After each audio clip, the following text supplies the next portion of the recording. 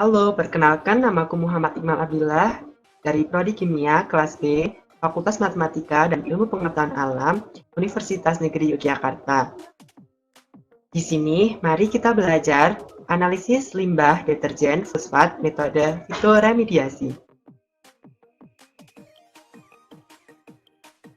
Agar pakaian yang kita gunakan dalam keseharian bersih, pastinya kita melakukan aktivitas mencuci pakaian. Aktivitas mencuci pakaian ini pastinya menggunakan deterjen. Penggunaan deterjen dalam kehidupan sehari-hari sulit dihindari. Buangan dari hasil pencucian pakaian, dapur atau sisa makanan, dan kamar mandi biasanya langsung dibuang ke selokan dan bermuara ke sungai lalu ke laut lepas tanpa diolah. Hal tersebut tentunya berbahaya bagi lingkungan alam dan kesehatan manusia itu sendiri. Sebelum kita mengetahui dampak dari penggunaan deterjen, marilah kita belajar bersama apa itu deterjen dan apa fungsi dari deterjen tersebut.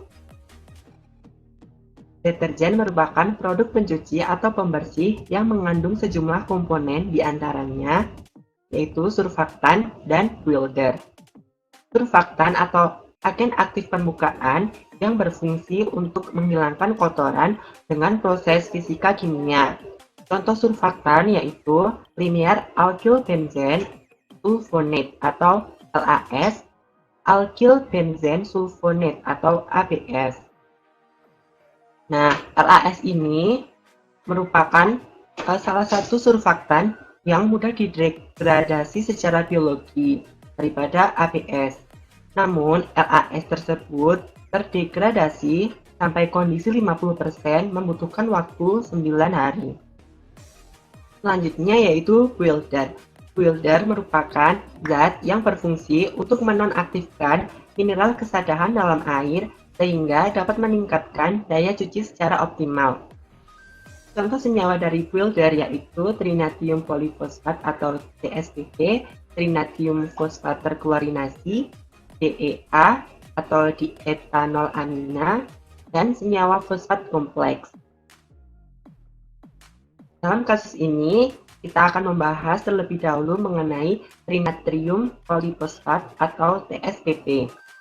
TSPP ini akan terhidrolisa menjadi P2O7,4-min yang selanjutnya akan terhidrolisa lebih lanjut lagi menjadi PO4 menurut reaksi tersebut.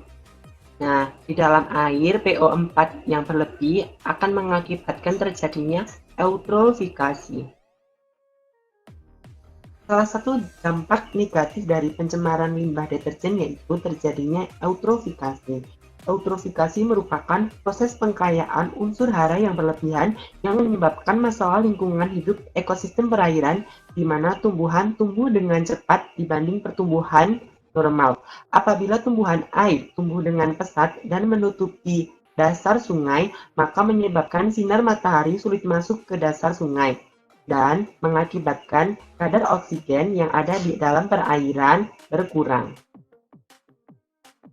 Dampak negatif lain yang ditimbulkan oleh deterjen yaitu busa deterjen dalam air, misal natrium dodecyl benzen sulfonat, dapat merusak insang ikan, meskipun dalam konsentrasi 5 ppm. Kerusakan insang dan organ pernapasan ikan ini menyebabkan toleransi ikan terhadap badan air yang kandungan oksigen terlarut rendah menjadi menurun.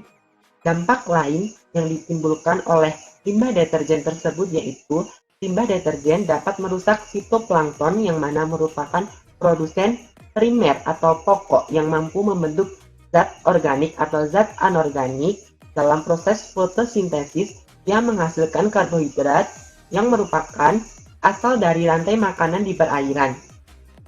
Fitoplankton sulit untuk berfotosintesis karena kondisi perairan tercemar. Badan air tertutup busa deterjen dan dasar air tertutup oleh tumbuhan, sehingga matahari sulit untuk masuk ke dalam air untuk proses fotosintesis. Kebutuhan manusia akan air bersih juga bertambah seiring bertambahnya penduduk, sehingga manusia sulit mencari keberadaan air bersih. Air tanah yang terkontaminasi oleh limbah deterjen kemungkinan dapat menyebabkan kanker jika terkonsumsi.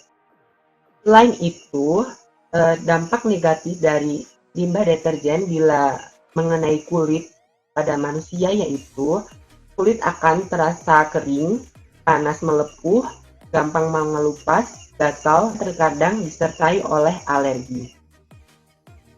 Contoh kasus tercemarnya sungai karena limbah deterjen yaitu terjadi di Surabaya, tepatnya di Rumah Pompa Tambakwedi Surabaya. Dilaporkan oleh surya.co.id dari Tribun Network, diduga busa berasal dari begitu banyak limbah deterjen yang mengendap. Ketika aliran sungai deras, maka busa tersebut akan muncul kembali ke permukaan air.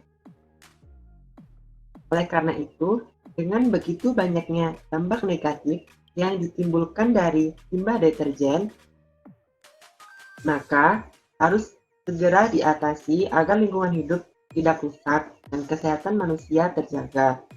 Salah satu metode yang kami tawarkan untuk mengatasi masalah tersebut yaitu dengan menggunakan fitoremediasi. Fitoremediasi pertama kali diusulkan oleh Chani tahun 1983. Fitoremediasi sendiri berasal dari kata fito yang artinya tumbuhan dan remedium yang artinya memperbaiki atau membuang makhluk yang jahat.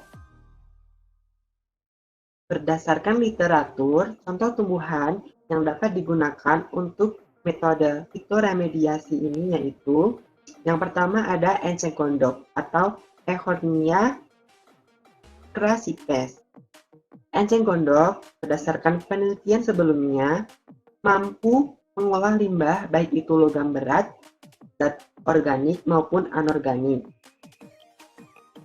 Contoh tumbuhan lain yaitu bunga matahari. Dilansir dari Detik Health, fakta menarik dari bunga matahari yaitu bunga matahari mampu mengurangi dampak radiasi radioaktif perairan hingga 95% dalam tragedi kebocoran reaktor nuklir di Chernobyl, Rusia tahun 1986. Bunga matahari ini ditanam di atas rakit mengambang untuk mengurangi efek bahan radioaktif. Rahasianya yaitu terdapat di struktur akar yang begitu lebat dan kuat sehingga mampu untuk mengekstrak logam berat seperti arsen dan timah. Unsur radioaktif seperti uranium dan strontium 90 juga bisa. Contoh tumbuhan lain yang dapat digunakan untuk fitoremediasi yaitu kangkung air. Selanjutnya yaitu kayu apu, selanjutnya yaitu kana air, selanjutnya yaitu Canthederia cordata, selanjutnya yaitu melati air, selanjutnya yaitu Cyperus papyrus, selanjutnya yaitu Pipa angustifolia L. Berikut merupakan keunggulan dari fitoremediasi. Berikut merupakan kekurangan dari fitoremediasi.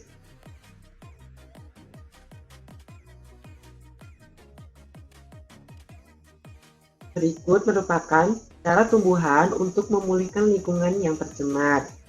Menurut Mangku Diharjo tahun 2019.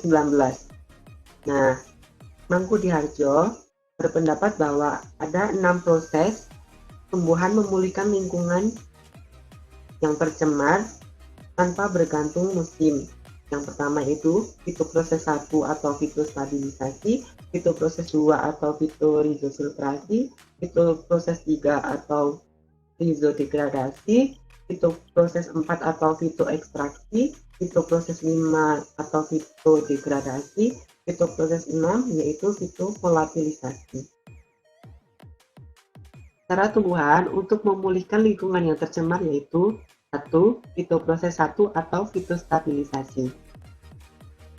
Pada fitostabilisasi, terjadi transpirasi tumbuhan mengalirkan air ke dalam tubuh tumbuhan sekaligus membawa pencemar.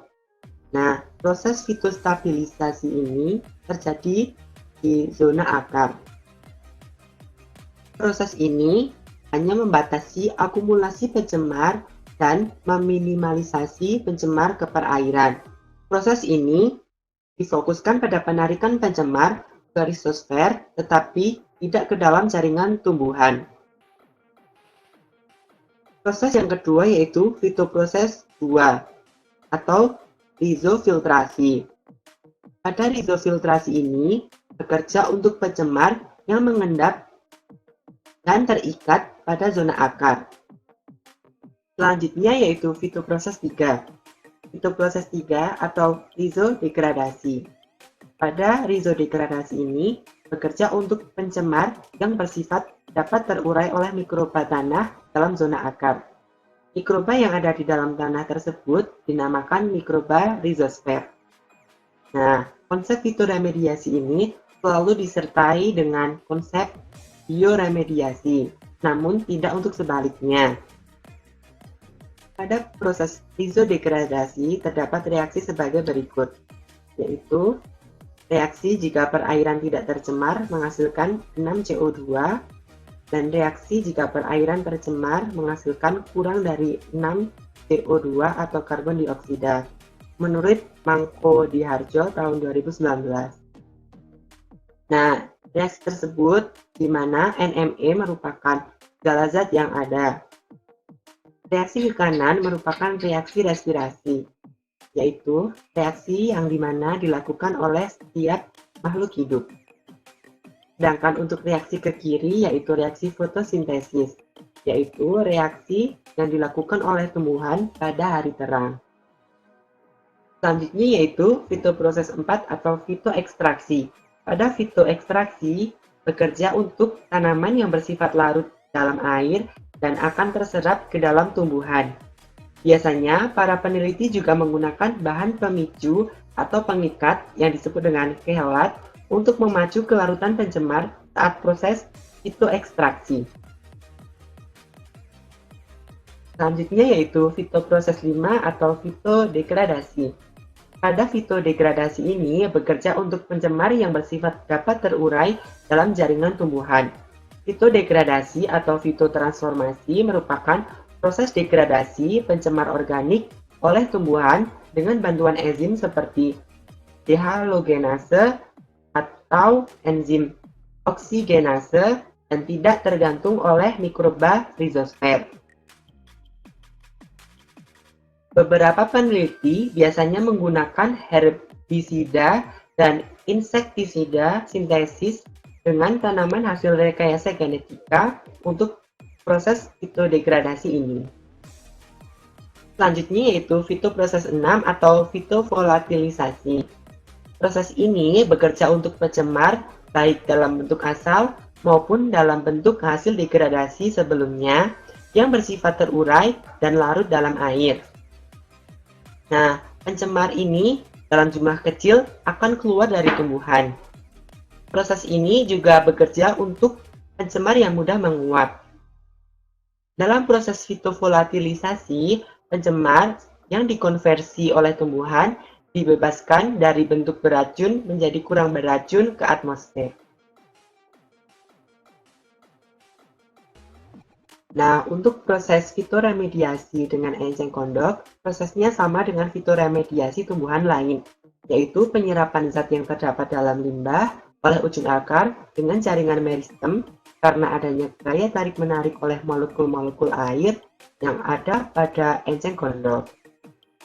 Zat yang diserap akar akan masuk ke batang melalui pembuluh pengangkut yang disebut dengan xilem, yang kemudian masuk ke dalam akar sehingga melalui proses seperti 6 tadi, yaitu fitostabilisasi, rizofiltrasi, rizodegradasi, fitoekstraksi, fitodegradasi, dan fitovolatilisasi.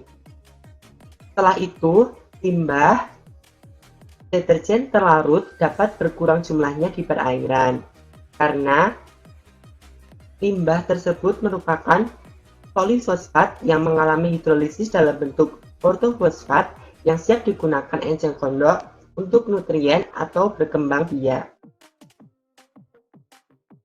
Untuk contoh dari desain metode fitoremediasi yaitu dapat dilihat dari video berikut.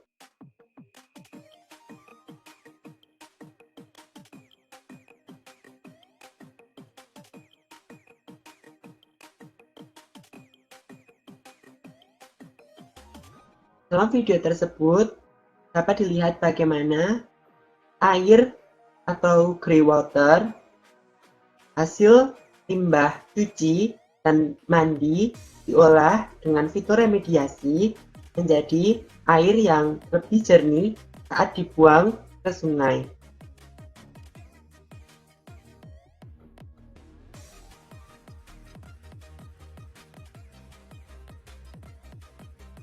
Setelah mengetahui mekanisme tumbuhan dalam fitoremediasi, kita bisa melihat penerapan fitoremediasi.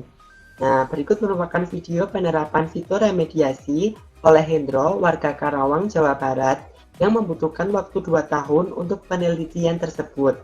Hendro menciptakan instalasi pengolahan air limbah domestik siap pakai. Limbah bekas mandi dan cuci diubah menjadi air yang siap pakai. Hendro menjelaskan bahwa proses pengolahan air limbah tersebut menggunakan proses bioremediasi, yaitu menggunakan mikroba yang disimpan dalam rumah mikroba atau disebut dengan biocord yang diberi proses respirasi. Kemudian mikroba tersebut memakan beban pencemaran yang ada di air limbah tersebut.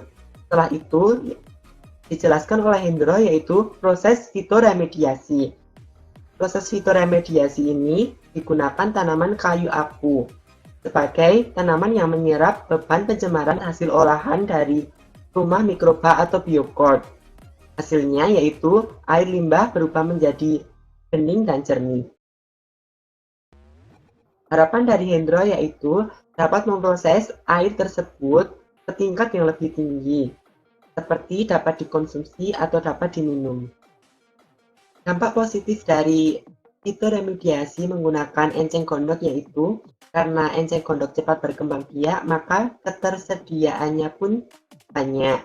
Oleh karena itu, banyak pengrajin yang menggunakan enceng gondok untuk sebagai penghasil pundi-pundi uang. Enceng gondok batangnya digunakan untuk kerajinan, sedangkan daunnya digunakan untuk pupuk dan pakan ternak. Nah, enceng gondok tersebut banyak menghasilkan pundi-pundi uang jika dimanfaatkan. Dengan daya kreativitas, bahan yang biasa saja dapat diubah menjadi bahan yang luar biasa dan menghasilkan pundi-pundi uang. Oleh karena itu, sebagai generasi muda, baiknya kita menjaga bumi kita agar tetap lestari dan bebas dari pencemaran. Sekian dari saya, apabila terdapat kesalahan, mohon maaf yang sebesar-besarnya. Terima kasih.